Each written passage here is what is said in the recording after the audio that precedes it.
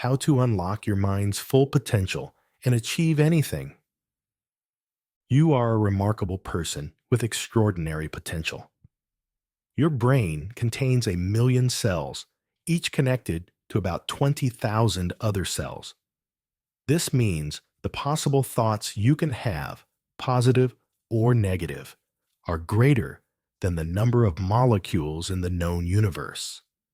At this moment, you are capable of living a wonderful life filled with meaning and purpose, having a positive effect on many people. But before you can realize all your potential for personal greatness, you need to understand who you are and how you got to where you are today. There is no instruction manual for life, so create your own. Imagine buying the most sophisticated computer with all the latest accessories. You take it home, unpack it, and find, to your surprise, that there is no instruction manual. You have a modern supercomputer that could perform many complicated tasks, but you don't know how to set it up or use it properly. You are born in a very similar way. You come into the world with a wonderful mind, loaded with untapped talents and abilities, with the potential to do extraordinary things with your life. But you don't have an instruction manual. You have to figure it all out by yourself. And this usually takes years, if not a lifetime.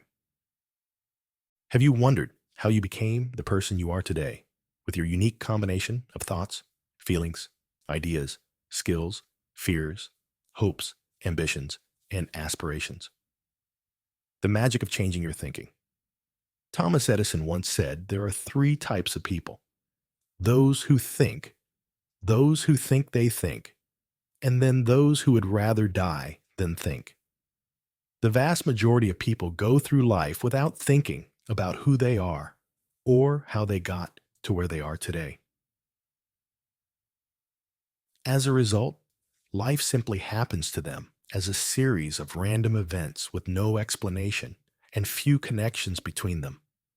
They take the first job offered to them, do what they are told, and then other people who offer them other jobs largely determine their careers. They marry the person standing nearby when they decide they no longer want to be single. They spend their money on what attracts them and invest in what someone suggests. For the average person, life is like the bumper cars at a carnival, constantly being knocked in different directions with very little control. A powerful example of how changing your thinking can change your life comes from an experience with a client. A man in his 40s came to see me because he realized he was tired of not feeling happy with his life. He had a good relationship with his wife and 2 happy children, a well-paying job, and a supportive group of family and friends. He just felt something was missing and couldn't appreciate his situation. What I noticed while working with him was that he had a generally pessimistic attitude directly related to his belief that he had no control over his life. This thinking pattern made him feel anxious and depressed about an imminent and unknown doom he could not avoid.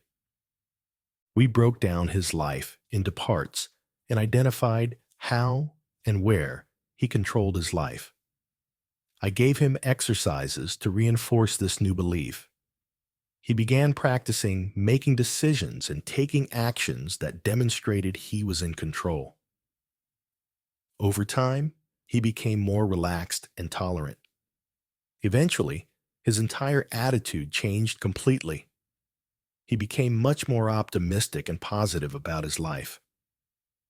The turning point for him was when he changed his perception and chose to interpret things differently. He saw himself as the one in control of his choices and decisions, and therefore he had control over his future. His life changed completely.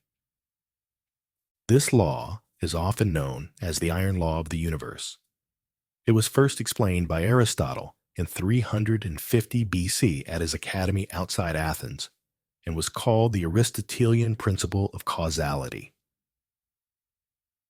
At a time when everyone believed that the lives of mortals were determined by the gods playing on Mount Olympus, and that life was just a series of random events, Aristotle instead proclaimed that we live in a universe governed by order. He said that everything happens for a reason. Just because we don't know the reason does not mean that there is no reason. The law of cause and effect says that for every effect or result in your life, there is a cause or causes. Nothing happens by chance. Even the most random events can be traced back to specific causes or factors. This law also says that if there is an effect you desire, such as health, happiness, prosperity, or success, you can achieve that effect by creating the causes that produce it. The easiest way to succeed is to find someone who has already achieved what you want to achieve, and then do the same things that person did over and over until you get the same results. The world is full of people who do what unhappy, unsuccessful, and frustrated people do, and then are surprised to get the same results. But this is not a matter of bad luck, chance, or accident. It is simply a matter of law. Here is a critical point. Once you have initiated the cause, the effect takes place by itself. Once you have pushed the rock down the hill, it rolls by itself by the law of gravity. Once you have planted a positive or negative seed in your mind, the flowers or weeds will grow. You can control the cause, but the effect happens automatically, whether you want it or not. Often, when people come to therapy for the first time, I like to take the time to explore their garden and discover what positive or negative thoughts, ideas, and beliefs have been planted and exist as part of their personal history. The seeds are planted from the moment a person is born by others, and then continue to be planted by us. It is vital to identify what thoughts and ideas already exist, so that the patient can decide what plants should remain in the garden and which ones should be removed because they are no longer true for him. From that moment on, the patient's mental garden must be nurtured. It contains all the thoughts, ideas, and emotions that make up a person's inner life.